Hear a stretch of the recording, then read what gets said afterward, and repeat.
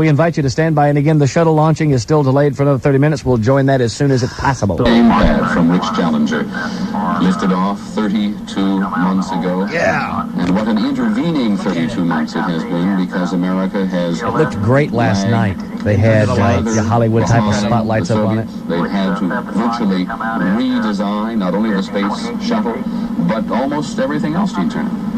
Almost the entire system, the way people operate, the way we look at the launch. All right, they just flashed up a... It's holding at 9 minutes at this point. We could roll a tune, come back at that point, and try to pick up with it. Yeah, they were supposed to have picked it up at started the official countdown in the morning. Bob Sleek receive a go from all elements of the launch team, including Bob Crippen, who is the Deputy Director of the National Space Transportation System and the head of the Mission Management Team. We'll be picking up the countdown clock at 11:28 at the T-minus 9 minute point, which would give us a liftoff time at 11:37 Eastern Daylight Time. All right, we'll play one tune. We'll come back and join that broadcast and have it all for you. So we invite you to stand by for it. And is Ike here? Oh, he's still not here. Okay, then. Well, as soon as Ike gets here, it's going to be an explosive moment that you want to be here for. It really is. Check us out, won't you? Don't go away. We're going to keep you posted on this shuttle thing. 8:26, Mark and Brian program. Good morning. 8:31 now, Mark and Brian program. The countdown for the shuttle has resumed now at T-minus 9 minutes. It's rolling as we speak. Should be somewhere around 6 minutes right now. We have several different feeds. We're going to try to figure out which one we want to go with. We have our basic television feed, which we have a monitor in the control room we're watching. 5 minutes. The official ABC radio news feed will be starting in about a minute and a half. Okay, we may want to try that and see how that goes. 5 minutes, 30 seconds. Okay. They're giving information as to the astronauts going up in the shuttle. During flight and be played back afterwards.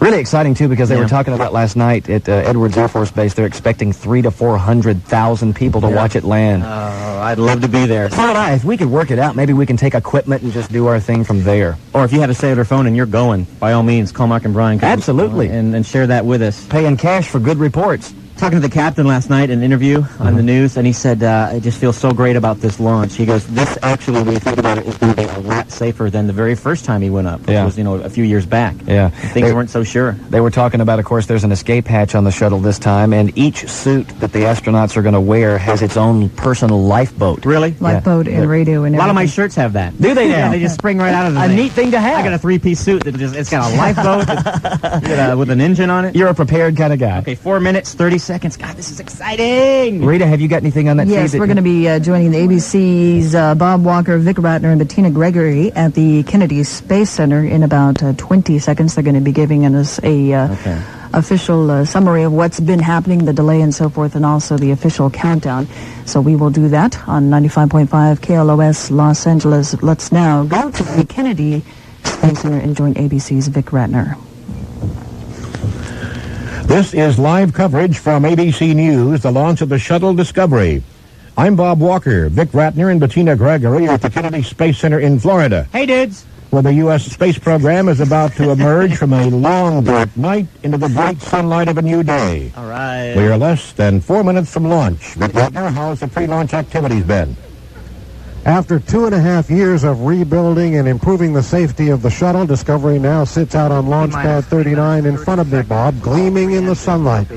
It's been a quiet countdown, almost unusually smooth all night, except for a couple of little glitch problems, one blown fuse in the pilot Dick Covey's suit fan, and a set of upper atmosphere winds which for a while threatened to force a delay until another day.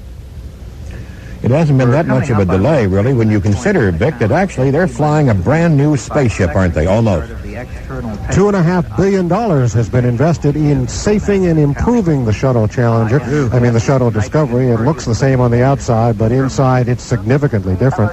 Among a couple of improvements, Bob, the main engines have been redesigned and improved. Those boosters where the Shieldstone tragedy have been redesigned and strengthened. The orbiter has new brakes because they had brake problems. Will make a vehicle that's totally safe. The cap is coming off the top of the shuttle now. The voice of Hugh Harris is the voice you are hearing. Hey, Hugh. From the launch control What's going on, at babe? Kennedy Space Center. Coming up on the 2 minute point in our countdown. They're actually removing the top little part that sits on the shuttle. They kind of hold the retractor arm slowly moving away. Oh, well then. That'd be the tractor arm. That's what that is. What was unusual about this countdown, Bob, was that an astronaut was in charge under the new safety procedures. Astronaut Bob Crippen as the final go, no-go. And just a few minutes ago, he polled all the controllers in the Launch Control Center to see if they were ready to go, and they all said go. 141. Bob Seek said just a few minutes ago as they resumed after the 9-minute hold, we're just 9 minutes from getting this program back into space.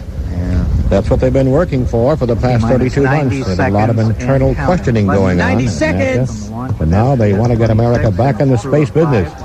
And it's a beautiful sunlit morning in Central Florida. And a pretty ship. They've never had a delay because the winds have been too light before. This is apparently a first. There have been delays because of heavy winds. The clock will hold at T-minus 31 seconds due to a failure. We have not heard what that is yet. They're going to hold. So we're going to have a hold at 31 seconds. Yes, the failure has not yet been explained.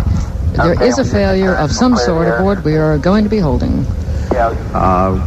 T-minus 50 seconds and counting. We're going to clear the air and proceed. Had a concurrence from the launch director to proceed. And if we clear, we will not stop at 31. Is that true? They're not going to stop. We're going to keep going. Shuttle Commander Rick Houck, Bob, has reported the alarm was caused by the change in cabin atmosphere as they lowered the visors inside the shuttle cabin. And we're inside 30 and we're going. Automatic sequence now. It's a go! It's all done by computers on board. No human hand could possibly count the thousands of 19 checks that seconds. need to be made in the last 30 seconds and do it on time. 15. Oh my Here's God. Hugh Harris with the final count. 13, 12, Fly, baby. 11, 10. Fly, We'll go baby. for main engine start. 7, 6. We have main engine start. 3, Fly. 2, 1, 0. And lift off. Lift off. Americans return to space as Discovery clears the tower. It looks real Discovery good. kicks and goes straight up into a Florida blue at it sky turn. atop a tower of flame and smoke. Almost 3 years after the Challenger baby. tragedy, the space shuttle is flying again. All 5 astronauts pushed back in their seats now. The power of 7.5 million pounds of thrust. You can hear the roar from the launch pad across the range here. Discovery roars up into the sky. Now rolling over, headed for space. And there are cheers and applause you can probably hear down here on the ground as it goes up into the clear sky. Beautiful. Just a few clouds overhead, but look at that space shuttle go. Turning just like it's supposed to. 47 seconds into the flight. It's upside down. Coming up on the period of maximum pressure, this is the toughest time for the shuttle and its rockets right now. 5. Mark 1 minute. Velocity 2,300 feet per second. Altitude 5.9 nautical miles. Downrange distance 3 nautical miles. That's Steve Nesbitt in Houston. The shuttle goes from 0 to 1,000 miles an hour in the first 1 minute.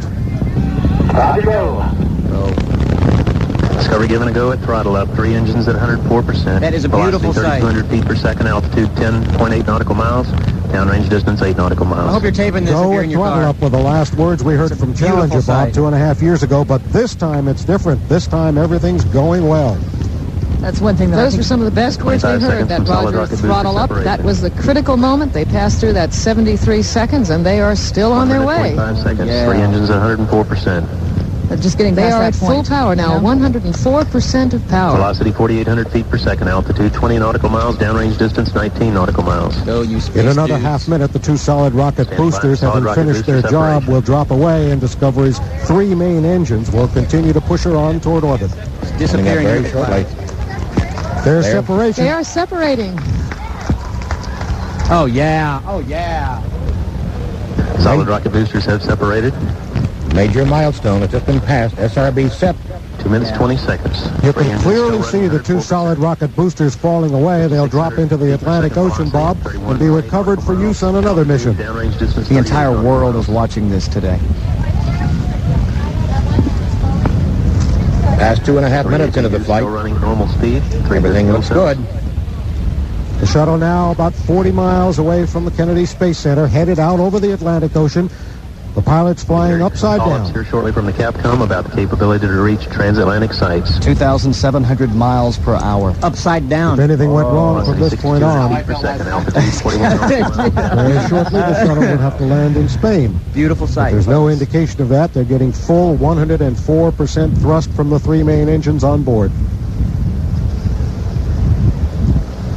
Not another word from the crew, though, Bob Walker. I think they're enjoying the ride, Vic. 3,172 miles per hour.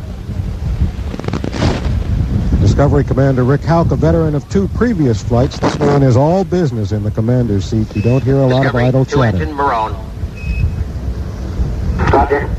That call-up indicating Discovery may be able to achieve a transatlantic abort at Moroni if that were to become necessary. Return status and mission control positions, all report go. Three engines still 104%, velocity 7,600 feet per second, altitude 53 nautical miles, downrange distance 107 nautical miles. In fact, this is the most experienced crew that's ever gone up. Each of these men has flown at least once before, and several of them have flown twice. They're not sending up any rookies on this mission. It's extremely critical. Getting now for the point of negative return. Negative return. And there's the call. Negative return. Which means that if anything went wrong, Discovery would not come back to the Kennedy Space Center, but would continue on across the Atlantic Ocean to land, if necessary, in Moroni, Spain. But that's not necessary. Altitude 59 nautical miles. Downrange distance. This is live coverage of the launch of the Space Shuttle Discovery from ABC News. On KLOS. Thanks, Rita. The wives and immediate families of the crew are standing on top of the launch control building watching this. There's about 250 people up there. You can see the people here filling the grandstands. There are hundreds of thousands of people lining the roadways and causeways. Well, Ike Turner just entered the building. Yes, he did, and you could feel his presence as he entered. I think the astronauts could feel his presence. No question about it. And they're like 200 miles away already. They are. They're 200 miles away already. 5,000 miles an hour. 300 feet per second. Man. Altitude 65.7 nautical miles. Downrange distance 203 nautical miles. As Bettina mentioned, not only is this the most experienced crew to ever fly a shuttle, but NASA's made sure this is a particularly simple mission. They want to wring out all the bugs in their redesigned space vehicle without attempting anything complex. So the crew will put an expensive communications satellite in orbit, if everything goes as planned, later in the day today, and then spend Rita, the rest of the mission. Could you monitor this? And we're going to talk to Ike here for a second and tell us what's happening every once in a while, okay? Main thing to know is that it's up, everything is fine, they're on their way, and that was an incredible sight. Did you just not well up there for a second? Oh, absolutely. Incredible thing there. You've got to be proud. You've got to be happy. We're back in it. We're back in the space race, and everything is going well. Some very brave people, all of them. We had a chance to go up, Mark and Brian. Yeah, but, we were going to be the first disc jockeys. We had to cancel it because of that Charles in Charge thing tonight. Yeah. So, well, plus Ike was coming in. That's true.